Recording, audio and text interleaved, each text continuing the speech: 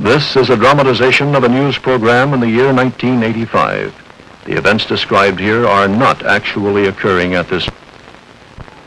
Our concentration in the news in recent weeks has quite naturally here at home, here in America. But if we have finally learned one thing from the science of ecology, it is that all things are interrelated, and our current agonies are not unconnected to those being endured by other men elsewhere around the world. Other nations are suffering catastrophes, some much worse than our own. From our own Metromedia newsroom here in Washington is Alan Smith. Latest reports from our overseas news bureaus indicate smog-like conditions have developed over London, Paris, and Rome. Thousands of people, terrified by the accounts of the Los Angeles disaster, have begun to evacuate those cities. So far, no casualties have occurred.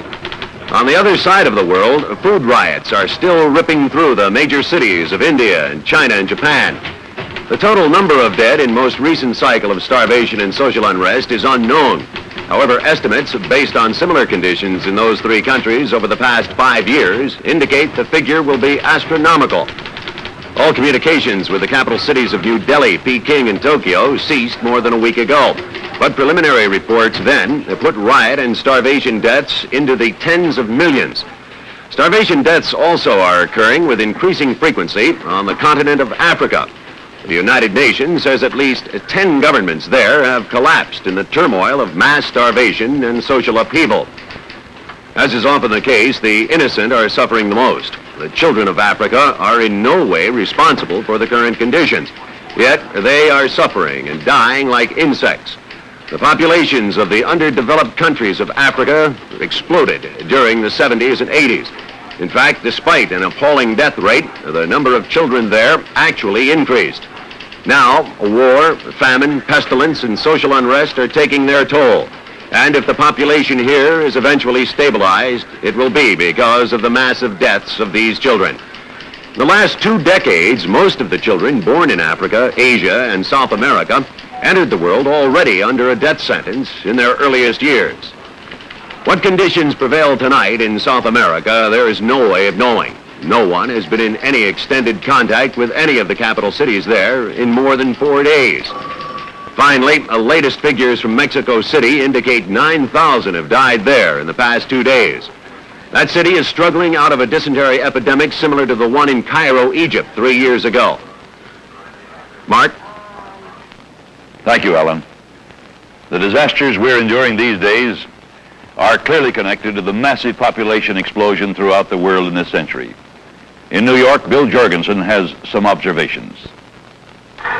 The population of the United States in 1984 reached 280 million, and it's still soaring. In the rest of the world, the birth rate is more obviously out of control. Every time your heart beats, 5 more hearts begin to beat for the first time somewhere on this crowded globe. 15 years from now, in the year 2000, the beat of new hearts will be a crashing crescendo, drowning out all reason and washing entire civilizations into oblivion. Each squall of new life carries us further down the road. To what? First, a loss of privacy and dignity, then a loss of spirit, now an increase in violence and pain. But worse yet, much worse, dawn to dusk hunger will be at the center of most lives from birth until death. And the unspeakable, cannibalism, will be the language of whole communities. In the year 2000, between 7 and 8 billion bodies will battle for life trapped on a tiny world that could not sustain 3 billion people only 20 years ago. In 15 years, people will die like colonies of insects. Each new increment of life brings that death for the rest of us a little closer and sooner.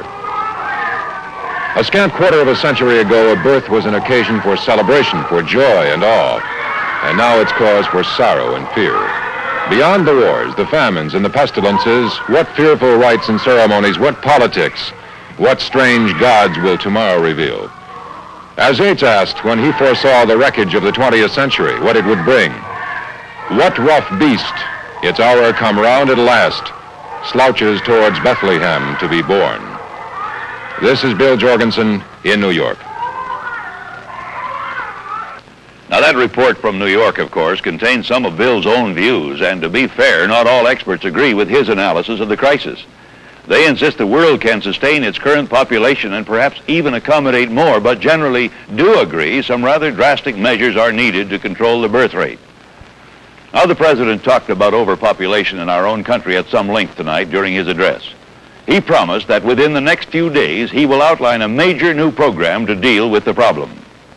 Metromedia White House correspondent Maury Povich is just back from a conference with presidential advisors, and he examines some of the forms the new program may take. The crux of our problem seems to be that most of the solutions offered a quarter of a century ago to stem the flood of births simply have not been effective enough. Since 1976, 90% of our states have had laws so liberal as to make abortion at any time the complete right of a pregnant female, her right alone. Contraceptive devices, agents, and instructions in their use have been a function of the federal government since late 1977. But these approaches were too little, too late. The birth rate continued, unabated, although some slight dips misled a few demographers into believing the decline had begun. It hadn't, of course, and in 1980, Congress enacted and the President signed legislation eliminating the anachronistic income tax exemption for each offspring. That had some impact, but by then our population had grown so large that any increase in the birth rate was unacceptable. It seems likely that the President will offer this next session of Congress legislation to assess special and heavy taxes on the first child, double that amount on the second child, and absolutely forbid a third child pregnancy, which will have to be aborted by law. Thus, the specter of the civil libertarians will have come into being. The government will indeed invade the bedroom, even the body, for the simple sake of survival. It will have no other choice. Government-ordered sterilization is likely to come up this session. Also, Congress will want to authorize studies on the feasibility of putting contraceptive agents in our drinking water. The President will ask for, and Congress will probably grant, large expenditures for massive re-education programs. All experts agree that the contemporary attitudes toward childbearing are at the center of resistance to change. The education money will be spent convincing Americans that reproduction is not essential to the good life and that the measure of a man or woman is not connected with his or her ability to produce children. Some of these approaches clearly run counter to the traditional notions of Western democracy, but it is us, after all, we the inheritors of those traditions, who have bred ourselves into ecological disaster. For the simple truth is, either the birth rate must come down or the death rate will surely go up, as present trends indicate. This is a dramatization of a news program in the year 1985. The events described here are not actually occurring at this time. Now, in his address tonight, the President ordered all citizens, particularly those in urban areas, not to throw out household refuse until the current collection crisis has passed. Well, as your nose and eyes tell many of you, public and private garbage collection services in many major cities have broken down. Alan Smith spent part of today here in Washington with public health officials concerned with the mounting garbage piles in our cities. Alan? Well, Mark, the latest figures indicate that 47 cities, all of them with populations of more than 100,000, are suffering acute discomfort, if not danger, because of the garbage collection crisis. In some cities, many in the northeast section of the nation, the piles of garbage are so high you can't see from one side of the street to the other. The rat population is exploding, and the mounting threat to public health, of course, is obvious. Major epidemics cannot be avoided much longer, particularly in this heat. Officials are publicly optimistic that as soon as the smog and other crises have abated, massive collection campaigns can clean up our cities again inside of 2 months. I'm not so optimistic. As long as a year ago, there were signs the system was beginning to break down. And I, for one, believe we can never return to the old methods and not have crises like this develop again. The problem is more profound than collection. It's also more complex than simple disposal. We have enough space in the United States to bury our refuse efficiently if we're willing to spend the money to transport it around the country. But the real issue is waste. Just how long can we go on manufacturing things, using them once and then discarding them forever? How long can we pretend our resources are inexhaustible? 15 years ago, experts were decrying the consumer convenience syndrome that motivated American manufacturers and the public. Even then, they warned that contemporary disposal systems would have to be replaced with techniques for the recycling and reuse of garbage. And no one paid much attention. Until recently, it's always been cheaper in this country, with our abundant resources, to make new items rather than recycle or rework the old ones. Well, now, of course, our streets and lots are buried in one-way, no-return bottles and aluminum cans and plastic products that won't decay. Then there are tons of paper and cardboard containers for which whole forests have perished. Here in the middle 80s, we find each American using some 600 pounds of pulpwood products each year, much of it as packaging or decoration for the goods they cart home. In the rest of the world, people with simpler lives use only 4 or 5 pounds of pulpwood a year. And most of the stuff we cart home ends up in the garbage pile, never to be used again. The wholesale destruction of our once great forests to manufacture frivolous cardboard packages recalls that anguished cry from Thoreau. Thank God they can't cut down the clouds. Well, looking at our skies these days, I'm not so sure. It's not just household garbage that's burying us. The American countryside from coast to coast is scarred with junk cars. Recent estimates indicate more than 80 million abandoned cars rot beside our superhighways and pile up on vacant lots. And so here we sit in the last quarter of the 20th century, staring vacantly at empty horizons, crowded and poisoned by our own refuse and rustling toward death through stacks of old newspapers and rusting automobiles. Mark? The governor of Illinois declared martial law today in and around Chicago. That city is suffering a major water shortage crisis. Riots and lootings have broken out, and there have been some casualties. Joyce Velasco reports.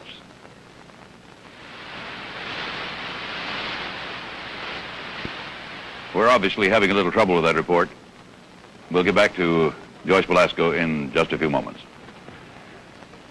Now, Chicago's main water source is Lake Michigan, and it is, of course, heavily polluted. But as we found out during the congressional hearings in 1982, most American water sources are heavily polluted. 99% of the oxygen in our 22 major river basins is exhausted. The Potomac, the Hudson, and the Missouri are typical of the current conditions of our rivers. At first, the worst thing we thought about it was the smell. Phosphorus from human waste and from detergents poured into the Potomac at the rate of about 10,000 tons a day from the sewers of Washington alone. The phosphorus nourished billions of tiny green algae, and as they multiplied, long strings of them clung together in gelatinous masses. And soon, in some spots, the entire river was covered with a foot-thick sludge. And then the algae died, and uncounted tons of bacteria feasted on the rotting vegetation. The decaying algae oxidized, robbing the river of its oxygen. The dying bacteria decomposed, giving off the smell of an outhouse. Every year, the running river struggled to renew itself, washing out to sea much of the filth that we dumped into it. But it finally reached its limit, and it died. The smell is still there, but it's no longer our chief concern. For years, Washington and most of the metropolitan district got its water from the upper Potomac, high above the area that was polluted. But year by year, as the population grew, more towns used the convenient river for the sewage they couldn't process themselves. The runoff from more farmland laden with fertilizer and other chemical agents added to its burden. So today, our water supply stands in peril. And we here in Washington, in the nation's capital, stand indicted by a silent stream. Without oxygen, without beauty, and without a future. This is Maury Povich on the Potomac. The Dutch explorers 300 years ago were almost poetic about the broad Hudson River.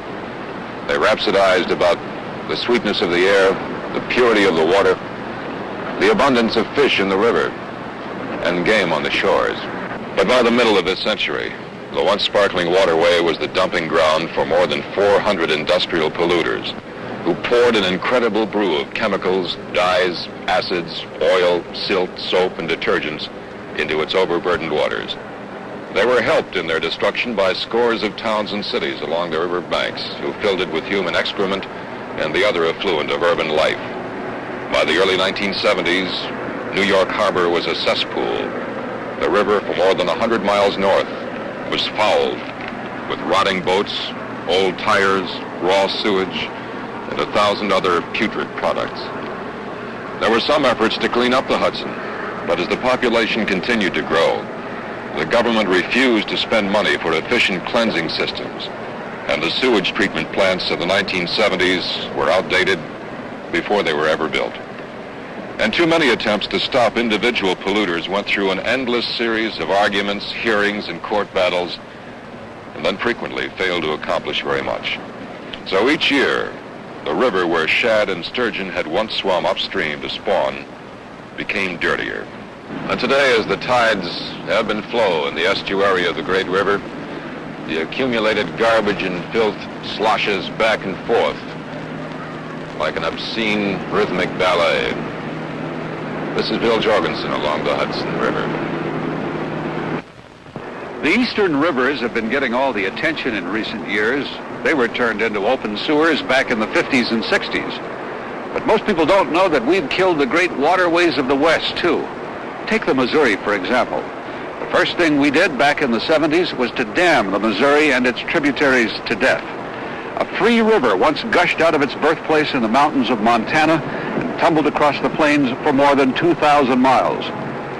Gradually, as navigation, flood control, and electric power needs grew, we threw more and more dams across the rivers of the Missouri Basin. A running river has some capability of cleansing and revitalizing itself, but we turned these waterways into a long series of lakes and ponds.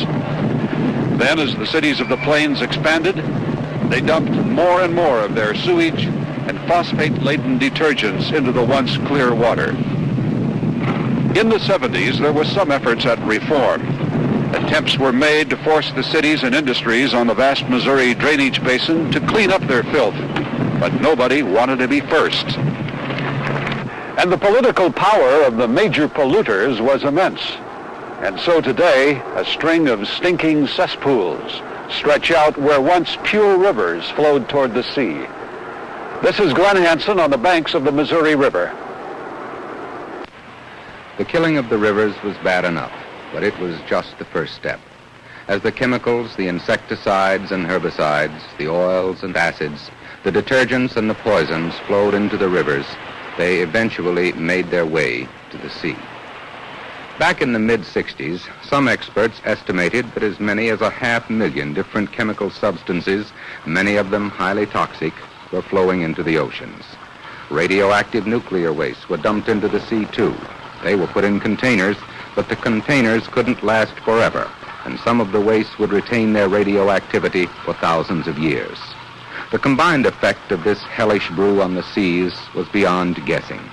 Some authorities pointed out that perhaps we should find out what the effect would be before we unloaded ever larger quantities of poisons into the ocean.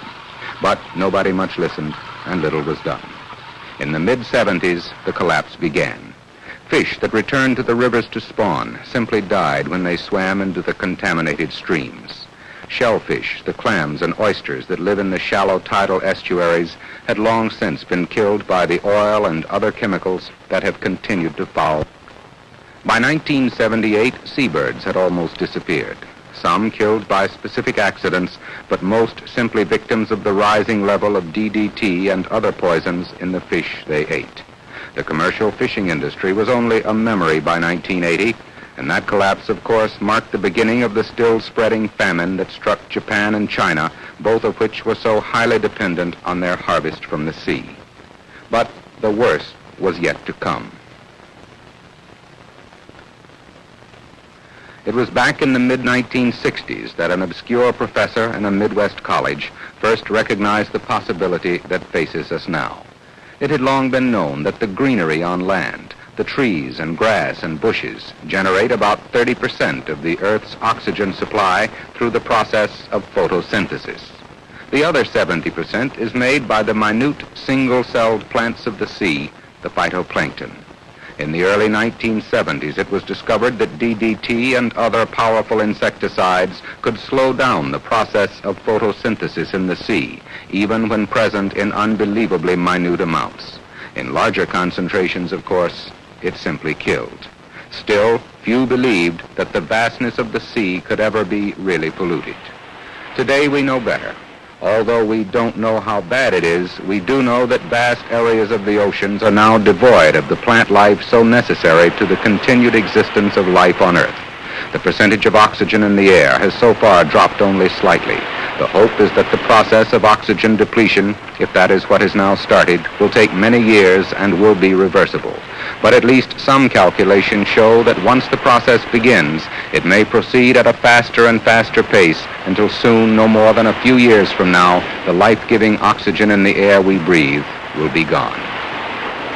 As of this moment, we simply don't know which course the world is taking. We can only wait and hope. This is Ken Gilmore reporting. This is a dramatization of a news program in the year 1985. The events described here are not actually occurring at this time.